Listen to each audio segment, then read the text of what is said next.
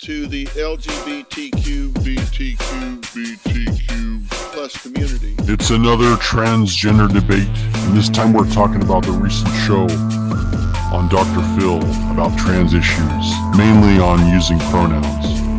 Regardless of which side of the debate you're on, we plan to break it down. For me, the epic fail is Dr. Phil, and with that, let the power of truth compel you in this episode of The Filthy Truth Exposed. Let's do this.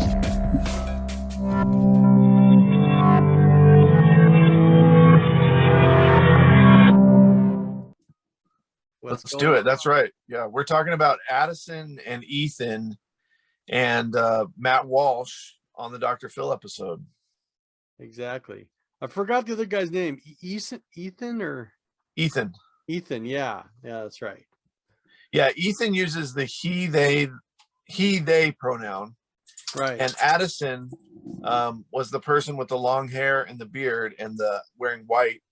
And that person goes by they, them. Yeah. So it's this, I feel like it's a way to control people and make people get off balance, because you don't even use it when you're talking to the person who uses that pronoun. They don't even use the pronoun themselves. Oh, I see your point. I think that's one of Matt Walsh's arguments too, is he was saying you don't get to choose your pronouns. It's what other people use the pronoun. Yeah. Okay, so that sounds good. So I thought we'd start with breaking down the first part, which is kind of like Ethan's point of view and the couple, like kind of their main points.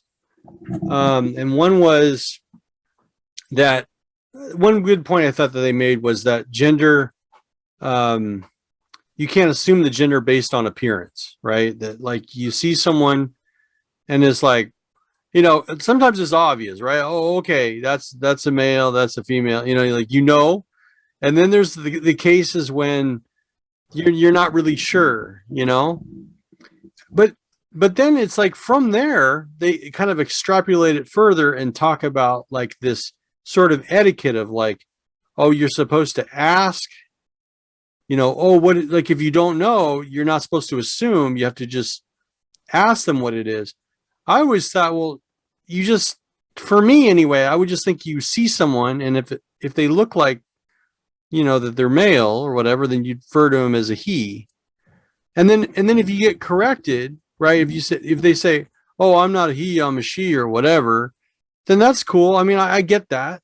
That's their personal. That's their personal thing, But then, for me, I would never like ask, oh, what is your pronouns? Like it seems a little bit odd. For me, anyway. That's what's your take on that? Yeah, I think you make a good point that it's easier just to if you run into somebody and you're having a conversation with this new person, like why would the first thing you be ask them, oh, excuse me, what's your gender? What's your pronoun? Why not just have a conversation with them? Yeah. Like why are you're not even going to bring up their gender? And if you do happen to, in a sense, like misgender them, they want to be gendered a different way. Yeah. Then, like you said, then that's up to them to bring it up and say, oh, you called me a she when you were talking to that person about me, and I like to be referred to as a he. Yeah. Good point. So I want to just read something that Addison had said. That's not a he, but whatever. No, that they are sex is your they and them. Yeah. Yeah, exactly. So, sex is your biological makeup. So it's like your chromosomes, hormones, and your genitalia. And gender is how you see things regardless of your sex. And part of gender is how we represent ourselves to the world. What do you think that's true or not? Or do you agree with that? Right. Well, that's what Addison said. And then he said, think of it this way. Think of it as sex is what's between your legs and gender is what's between your ears. Okay. Which I thought was really, it's kind of, he's breaking it down in a really simplistic way, but I find that really childish and immature. But I have a question for you. Sure. I have a question. Yeah. We're talking about these two people, Ethan and Addison. Again, Right. Addison was the one with the long hair, and Ethan was the one with the shorter hair. I remember. Yeah. So if you just watch these two people and you didn't know what their pronouns were or their sex or gender, how would you refer to that person? What do you think their sex is or gender? Well, it's a little on the confusing side, right? I mean, because In a sense, Addison has like the facial hair, and then but then kind of feminine, so it's right. but really, I mean, I kind of think it's a little bit immaterial. I mean, let's just face it. There's people that have different beliefs, different ideas than mine. Everyone has that individual thing. But back to what he was saying about the difference between gender and sex. You said you thought it was simplistic and kind of childish, right? Yeah, I feel like you're avoiding my question too. Oh, sorry. What did I miss? I'm sorry. I didn't. Well, Not trying to avoid your I'm just asking you, if you met the two of them at a party, Yeah. right? And we saw them talk, we saw how they behaved. Yeah. How would you refer to them? Like, how do they appear to you, right? If I meet somebody, then I can tell pretty quickly if it's a man or a woman. I feel like that Addison or whatever. Yeah. I guess kind of like a she maybe, but Interesting. Doesn't feel like a she. I mean, it's a tough one. I would Okay. I would almost feel uncomfortable because I wouldn't know how to talk to that person because I don't know how I should refer to them. It would make me feel uncomfortable. That's my own issue. Like I would be like, I don't know, what you got going on. What about Ethan? And the other one, he looks like a male. I would say he's a he, Yeah, for me, like if I met them just randomly, I felt like Ethan comes across to me as a he, and that's how I would kind of refer to that person. Yeah. Without even having to know their pronouns. But also, I felt the same way about Addison. I felt like that's a man. Like, yeah. To me, that person comes across clearly as male to me. Yeah, no, that's fine. And whatever, there's going to be people that you see that you're going to think, oh, that doesn't seem like a real male or it doesn't seem like a real female. But here's the thing. Here's the point I want to try to make to you. Okay. And if you follow this logic for a second, okay, let's just talk about people that are straight up heterosexual. You know what I mean? It doesn't matter their preference, let's just say, and they're actually a real female, like fully, like biologically, okay? But guess what? Some people that are born, just the way they look, they're flat chested, you know what I mean? And like they look a little bit more, I don't know, like I guess you could say manly, a little bit more, and maybe the way they were raised too, they could be more tomboyish, Yeah, sure, sure. So when you think of it in that way, and what just those people have to deal with, they're not dealing with this thing of they're in the wrong body. No. They're actually female. They're in the body that they feel that they're in. But look at how they're treated in society. So when they go out there and that's the presentation. Here I am presenting myself, and you look at them, and sometimes you think they're androgynous, or you think that they're male, and oftentimes, and even worse, sometimes people don't like really talk to them, or they're kind of not a real female, So when he's talking about this whole thing about what's a social, how did he say it? It's a social construct. That's kind of what I think he's meaning. And I think she or he or whatever you want to say, I think there's some truth in that way. Do you see that what I'm trying to say to you? Like I am a male, that's who I am. But how I present to the world, right? I mean, maybe some people look at me and there's some girls that are going to look past me like that dude he's not buff. Like he's not acting manly the way I think a man should look, right? So then it's a part of me of like, how do I make myself look more manly, even though I already am a man? I want the ladies to be attracted to me. I need to look a certain way, and we have, so that I think of society, how we're supposed to be. What do you think about what I'm saying? Do you think there's some truth in that, or no, not really? I think there's some truth in it. I feel like I feel like a lot of people understand that there's a wide spectrum. So a male can be very kind of feminine, right?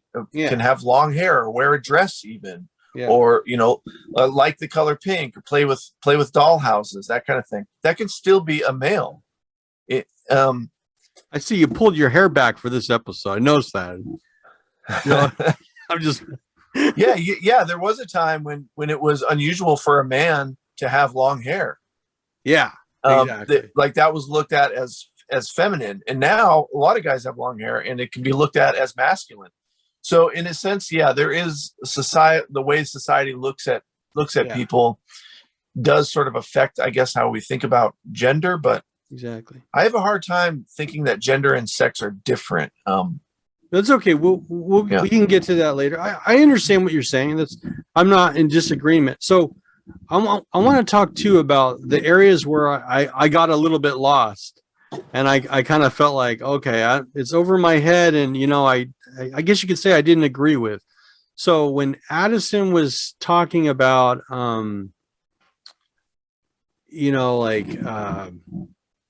where say the thing about safe spaces, and that when you just kind of like the rules of like this and that, and you should ask about the pronouns. We just kind of talked about that earlier. But and then of course once we get Matt in there, and then they start talking with each other, things start to really fall apart. And it's interesting at that point, you know what I mean? But do you kind of agree though that it's one thing that you feel a certain way about yourself, but then to have this thing where you're asking people to do a certain thing, or making a rule about it. And so this has implications, right? So in schools, for instance, there's the issue of, teachers want there to be referred to as a certain way, which I kind of understand, but I really believe kind of in the freedom of speech. You know what I mean?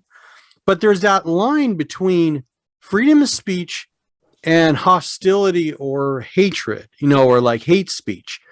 And I feel like you could push that line pretty far, but at some point it begins to feel, I think that's where things get a little messy. Is like, okay, is that a hate speech or is it not? They think that a lot of times that just misgendering is hate speech. I don't agree at that at all.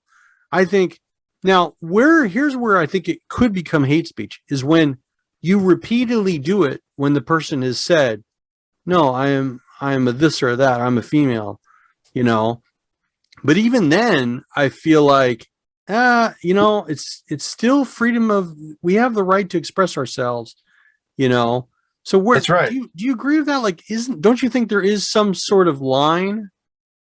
I mean, if you call somebody a name, right? Like if I call you a jerk, then you could do that. In a sense, that's hate speech. I mean, that's mean, that's hateful. I don't really believe in the concept of hate speech just as a whole, but the idea that I could use words that are hateful. Like if I call you a jerk, then that's hateful. Like I'm being mean to you, but I have the right to express myself.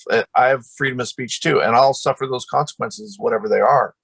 But I have the right to say whatever I want. And if you tell me your pronoun is he, or like I know your pronoun, for example, your pronoun's he, right. But if I call you she over and over, then that's my right, and it's my right to express my personality too. Like maybe that's my gender identity, is that I want to call people whatever I want to call them. Like it's my right. Yeah. And in our society, that's not going to make me look like a good person. If you request for me to call you a certain thing and I purposefully call you something else, generally that's going to make me look like a bad person. And I think that's a good thing, that we can, there's that sort of give and take. There's that sort of, dualistic there's a way of being nice and mean and respectful and disrespectful. Without disrespect you can't have respect.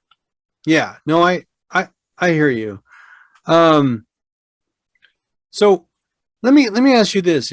If you were in their shoes, right, let's say you were born that way, would you think any differently than you do now? Or would you think that there would be, or no difference whatsoever, That's a good question. Like if I felt like I was transgender. Yeah. So for instance, imagine you woke up one day and you just, or actually, here's something weird. What if the way that you do things, and I'm talking about everything. I'm not just talking about gender. I'm talking about like what, like if you kind of a similar thing where you're the way who you are, society sees it as odd, weird, is abnormal. And then so you have the situation where people are constantly giving you the looks or whatever. And so, right. How, I guess, based on what the way that they explained it from their point of view, do you think that they're seeing it in the wrong way? Should there be another point of view that's missed, maybe that the person didn't talk about? Are you thinking about something specifically? Or no, I just no? in general, like maybe because I think one of the problems was, I'll get to my point, I guess, which is I'm thinking that maybe I felt like I understood where they're coming from, but maybe their arguments weren't made very well. Maybe that's part of it, is that we understood. I think the crowd understood where they were coming from, but then once Matt started talking, it was like it seemed like things really fell apart. So let's get to Matt if you want. We can go talk about him.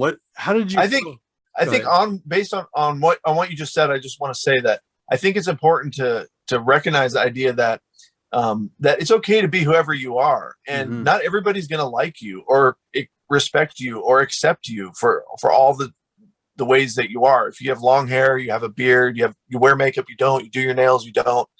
Everybody's different, and not everybody's going to get along. Not everybody's going to rub each other the right way. And that's okay. That's a good thing that we're all different. And the important thing is that you're allowed to be whoever you are. So if Addison wants to be called a certain thing, if Addison wants to have a beard and feel like he's a woman, that's his right. And he has every right to do that. But and now we're getting into Matt. It's Matt's right to have his opinion and his feelings about the whole situation as well. Yeah. He's his own person too. Yeah.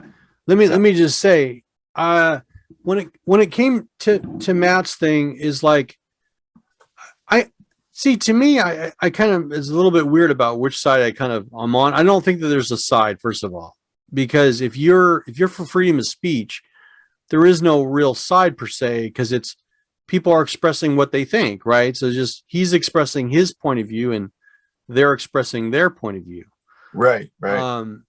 So, but the thing about Matt is that, he comes across as kind of brash, he kind of demeaning, you know what I mean? He sees, he thinks basically that they're delusional. That's kind of what he does. And that's why he did that book, right? Comparing them to a walrus, He didn't he's let me say something. Yeah. There's another, and then he did the thing about the tomato plant, like, oh, you're just like a tomato plant, whatever. So he didn't say they're just like a tomato plant.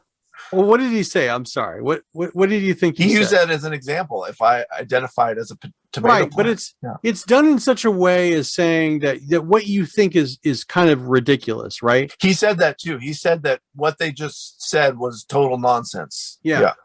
And he did say that. Yeah. Part of that's his perspective, though. And yes, I think of course. And it's a clear perspective. I don't think he was being. Actually, I thought he was really polite, and I don't think he was being demeaning. I think he was trying to come at it with logic, at least how he sees the logic of the situation. And I thought he was being as polite as he could be. I really do. Well, I mean, yeah, it's not like he was yelling at them, of course. Yeah. I mean, his skills of debating is really good. Like he's kind of a master. The thing about people who are on the radio and stuff is that they're really good at that stuff. So, and his beginning argument of what he said was great, but from his book and where he's coming from is like, he just, not only does he not see their point of view, but he doesn't care, which is fine. Again, it's like, you don't have to care about people, but when you do a book that says, comparing people to a walrus, first of all, no such thing exists, right? There's very few people out there that are like, oh, I think I'm a walrus. No, so this is the problem I have, is that when you have a book that has got nothing to do with real reality here. We're just talking about people who don't feel that they're male or female. Okay, what is it? Okay, go ahead and defend this dude. Yeah. Well, because you're saying you're saying that people don't identify as a walrus, and I just have to disagree. There are people who identify as bunnies. They go and they use You're the right. pronoun bun self. I know, So- I know. Of course, there's obscurities. Yes, there are people that are whacked out of their heads. Yeah, those okay, are. now Yeah. who's being demeaning? Now who's being demeaning? Yeah, but look, there's a difference between there's a very small minority of people that are they're out there in la la land, but that's Whoa. not the majority. We don't take that the extremes and say, oh, that's what everyone's doing or everyone's like that. You know what I mean? Right. It's clearly he did that book in order to get, you know, a response out of people, whatever, and that's fine. I'm not making a big deal of it, because I think, again, he has a right to do that. He can say his point of view. There's nothing wrong with that. So Yeah, your stance on free speech is really clear. Like I think that's really clear. You don't have a problem with him making the book, but you feel like he's attacking certain people by making this book. yeah, and again, it's fine. He can do that. Yeah. So, but I don't think he is attacking people. I haven't read the book, but I mean, there were a couple pages, I think, in the Dr. Phil piece, and I think his point for the book was more like having something that parents could show their kids if their kids are confused about, am I really a girl? Am I really a boy? Because they're learning some of this stuff in school. You're giving this dude a pass when obviously when you compare someone to an animal. I'm sorry, but this brings back memories of, like, when you can go back in history and see where they showed, like, for instance, black people, you know, they would depict them as apes or something, right? It's very similar. It's using language, using pictures in such a way that you're saying, oh, that's trivial, right? Let me say something. It might seem trivial in his mind, but it's the only reason why it's trivial for him is because he's not going through it. You know, if he was going through it, it would be a different deal, right? That's the reality, is that what he's really doing is he's saying, this is the way I think the world is, which is fine. He can do that, right? And what he wants you to do is he wants you to say, this is the traditional way that you should look at the world. And so these people are the other, the weirdos, the sort of outcasts. And here's why I think that, because they're comparing themselves to a walrus. They think that they're, you know what I mean? And hardly any of them are doing that. There's a few nutbags that are doing that, but for the most part, that's not what we're talking about here. Well, I think maybe, like, I haven't read the book, and I don't know if you've read the book. Just look at the initial thing that he showed. You don't have to read the book. Just from the initial onset of the title and the picture and everything. Yeah, you can see that what the book is. He explained what. Well, wait. We should not can't say that you don't know what the book's about. He told you what the book's about. Yes, I can say that, because we should not judge a book by its cover, and I feel like that's all right. I feel like that's what you're doing. Like if for us to really talk about this book, I think we should both have read it. Read it, okay. Because I really don't know. You could be totally right, but okay, and I could be totally right, but yeah, we've only seen a couple pages. Sure. To me, it seemed really non-offensive, but I haven't read it, so that's no problem.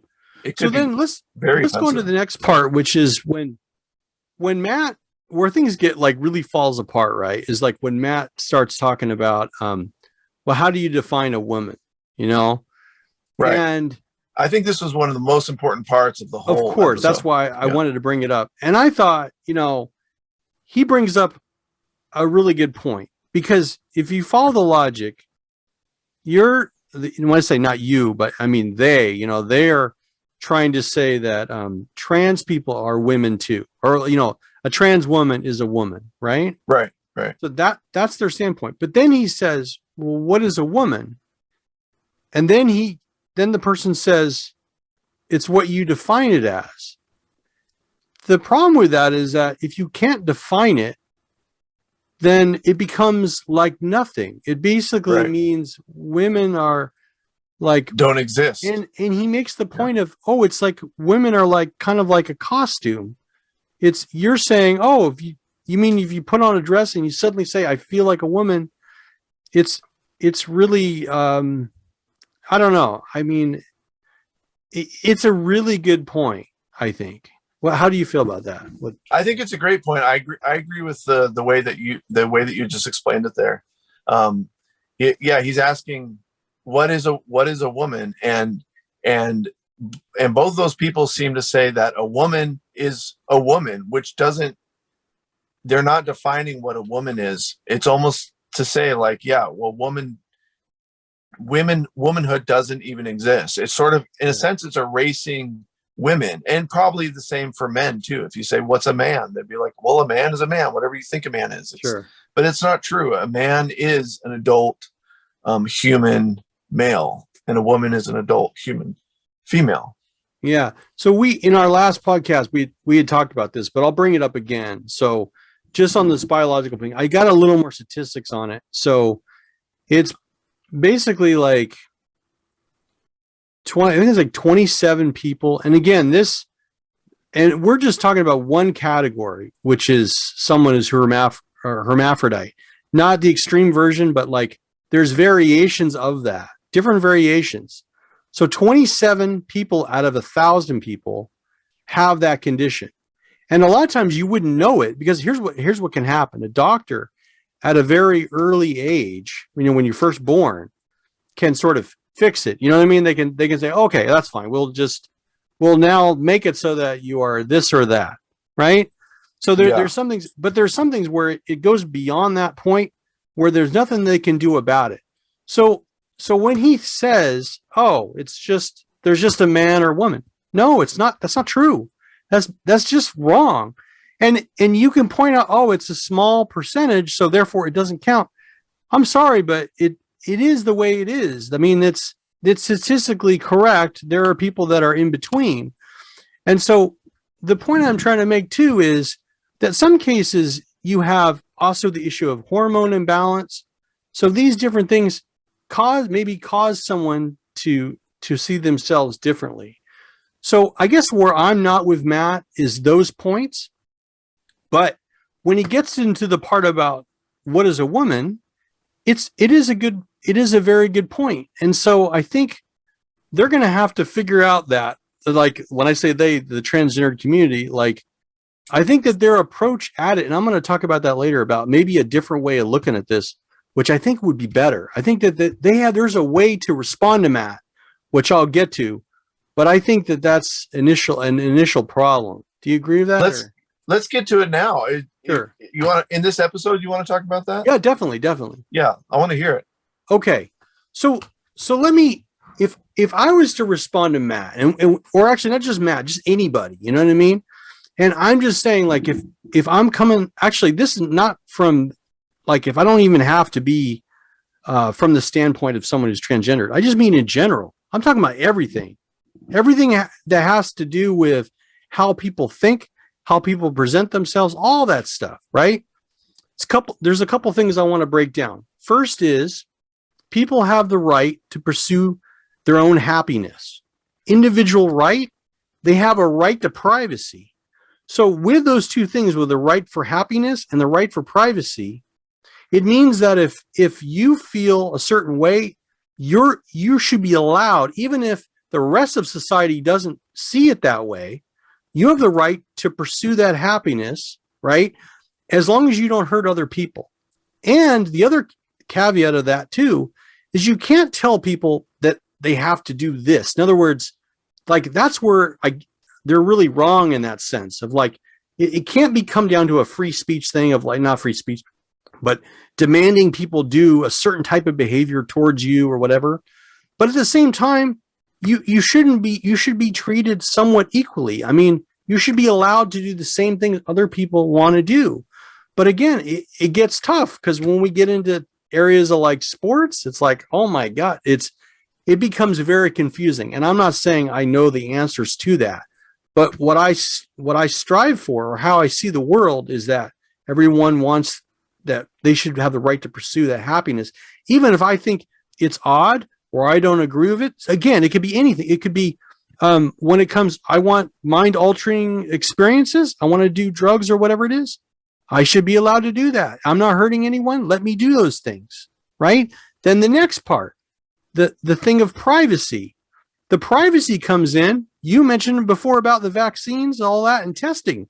Well, this is similarly related. When someone says, "Hey, I want to be in a sport. I'm a female. I want to be." Okay, well then you don't look female, but we're going to let you, we're going to have to test you. Oh, you got a problem there. Because that means I got to look to see what you got under the drawers. You know what I mean? Or I got to test your blood to see if you really are female.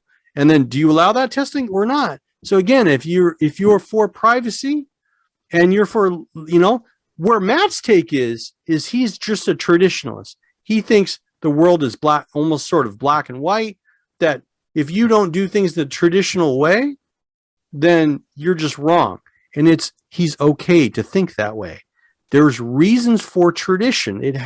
There's a purpose for tradition. Yeah. But tradition has some problems. I'm telling you that tradition falls apart sometimes because what happens when people start to think that those ways are stupid. You know what I mean? It don't make sense. That's enough that I want to say. It sounds to me like your idea is to erase the trans category and just have people be either men or women. So, for example, when Ethan comes out and says, "I'm a trans man," Ethan should be coming out and saying, "I'm a man." Not exactly. I'm not quite saying that. The point I'm trying to make is everyone's own happiness is going to be an individualistic thing. I don't know what you mean. It could be that. Maybe that's what I'm saying, but I'm just saying that people are going to pursue their own happiness in their own way.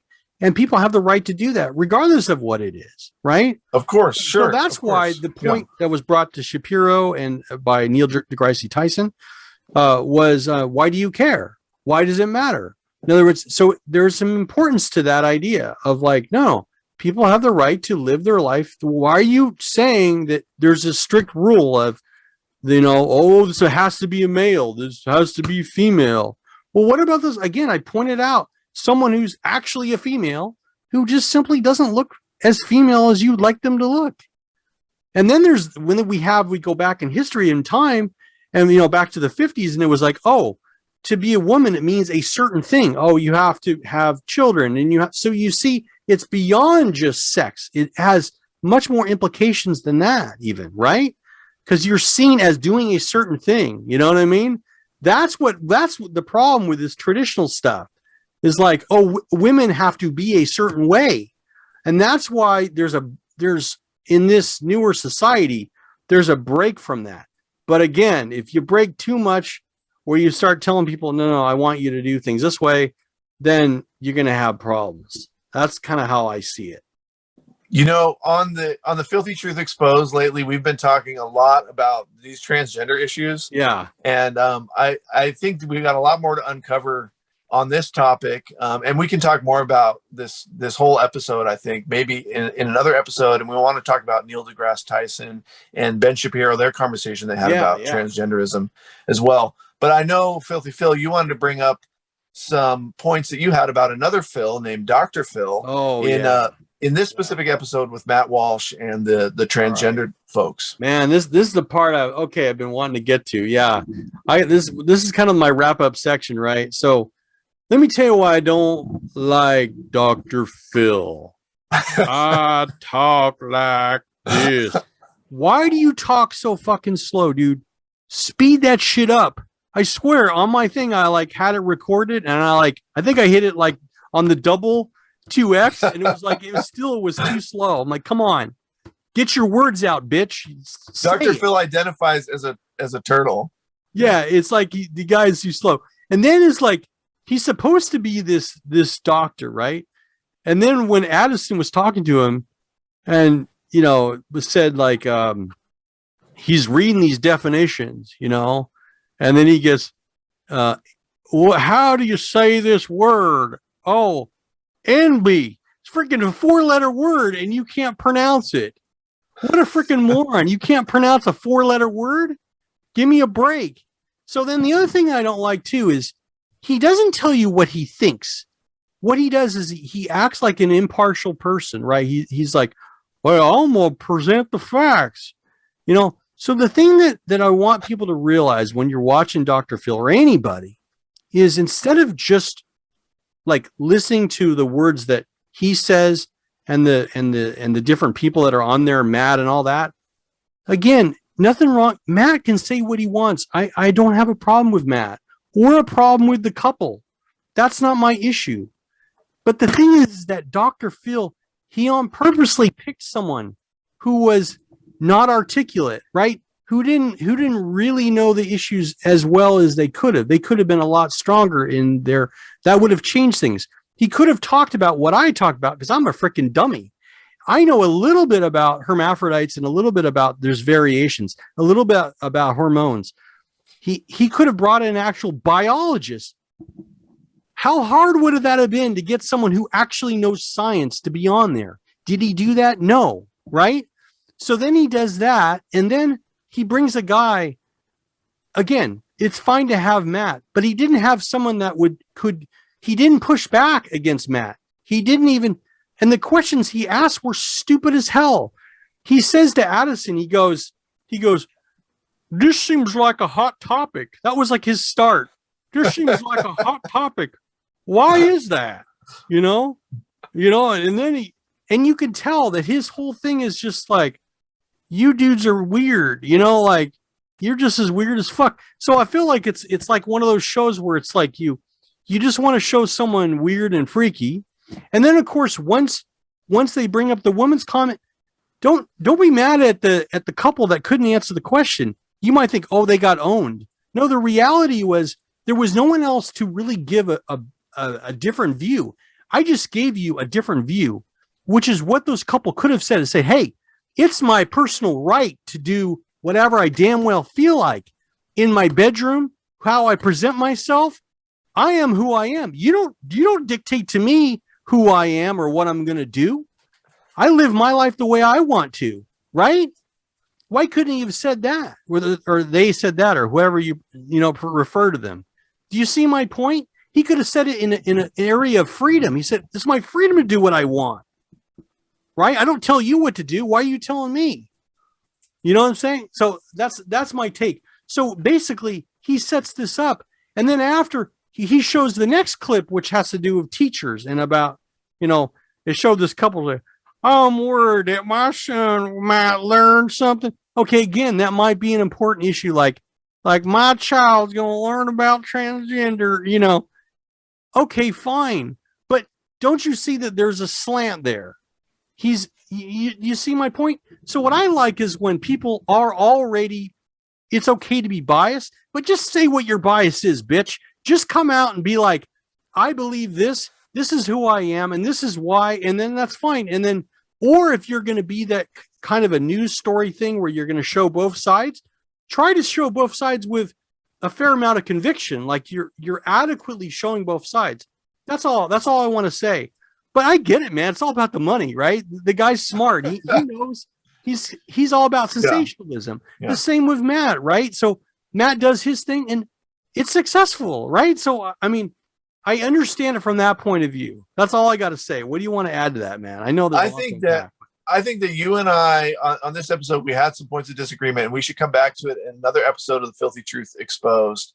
And I think we agreed on a lot of stuff. I think we both agree that even Matt Walsh and Addison and Ethan, they should do whatever they want. They should live life however they want. They can request people use whatever pronouns they want, but they got to understand some people aren't going to be okay with that. Some people aren't even going to understand that. Everybody's different, and everybody has a right to be different at different points in their life. Yeah. And it's a freedom issue. Everybody should be free to live however they want. But I think we should end this episode with one question here, which is basically the question that Matt Walsh was asking, and I can answer it. And I want to hear what your answer is. Sure. But before we answer that question, I want to remind everybody that you can check out the Filthy Truth Exposed got the audio version on Spotify, and you can check us out. The video version is on YouTube, so you can see clips and things like that as we do our podcast a few times a week right now. And like and subscribe. The question I want to pose to you, Filthy Phil, about this is, are trans women women? Yeah. Again, a good question, man. Um, so I, Oh, it's not an easy answer, is it? yeah, it's not an easy answer. You can't answer So- it either, huh? Okay. No, I can. I can answer it. So I kind of think that the reality is that they're not. You know what I mean? Oh, wow. So Wow. it's a sad truth, because I respect the idea that people want to become something, and it's difficult, right? But at the same time, it's, especially when you're talking about sports, right? Especially when you get into that category, it seems quite obvious that there's a difference between men and women, So saying that you're something, you can get an operation, you can do things that can help present yourself as somebody. You can present as like a woman. And again, if I believe in the idea of privacy, then okay, then you can do what you want, and you're free to, again, that pursue that happiness to make you. But if you say, what is a woman, it's going to be someone that is biological. It's it's having all the parts, so to speak, that make you a woman. But part of that reason why I say what I'm saying is because not only is it a societal thing, but it's how we come to understand those terms and those words. There's not a newer definition of it. And so when people are confused about it, I mean, maybe the big problem here is that people are holding on to this idea of what is men and what is women so much. Like, even someone who's trans, like, I think I said this before in the other podcast about how that they really are strongly feel like, oh, I'm a woman or I'm a this. Maybe the reality is that we're just people. I think that's when you base it down, but there is a difference, and it's, and there's a reason why we separate one from the other. You know what I mean? Because it's this thing of survival. I explained that before about how, that there's reasons why we think in those ways, right? And it does boil down to survival. We're animals, you know what I mean? We come down to a certain thing, but the answer is very simple. You can present yourself as such, but you're not an actual woman or an actual man, right? Well, you really took on that question in a really strong way. I thought you were going to kind of sidestep it, but you answered it, and good on you. I think it's only fair that I answer it too, and then I'll let you wrap up this episode. That our trans women, I think that the answer to that question is in the question. If a person is a trans woman, they're a trans woman. They're not a woman. Is a trans woman a woman? No, a trans woman is a trans woman. Yeah. And women are women. Trans women are trans women. It's sort of a new category. I see what you're saying, but I just think that they, have the right to fulfill that need to feel that they're in the body that they're in. You know what I mean? I think that's a big part of it. Right. It's like Dave Chappelle said, everybody has a right to live their own human experience. It's a human experience, and more power to them. And I think it's a really manly thing to do, to say, I want to live life in a different way. Like, I want to wear a dress, or I want to wear makeup. I think that's a masculine thing to do. The last point I want to make, though, is right to your point of what you were saying, which is this kind of what I want to end on, which is the idea that while you and I can agree on a definition, we can say, oh, this is the way, sort of the way you should be looking at it, right? But to do that, we are also ignoring everything on the fringes, everything that, as I explained, the 27 people out of the 1,000 that are the in-between. So what we're actually saying is that the rest of that group, like, sort of doesn't count, or we don't know where to put it, so we just have to, like, sort of throw them in there. And that's where society comes in and says, no, this is, you have to look at things in this way. And that's just the way it is. That's just the way we've been brought up and we've been raised. And so do we question those things, and do we who knows going forward what will happen in the future? But it'll be interesting to see where this goes. But we'll be watching more of this issue. So with that, I'll say goodbye and like and subscribe. Okay, bye for now.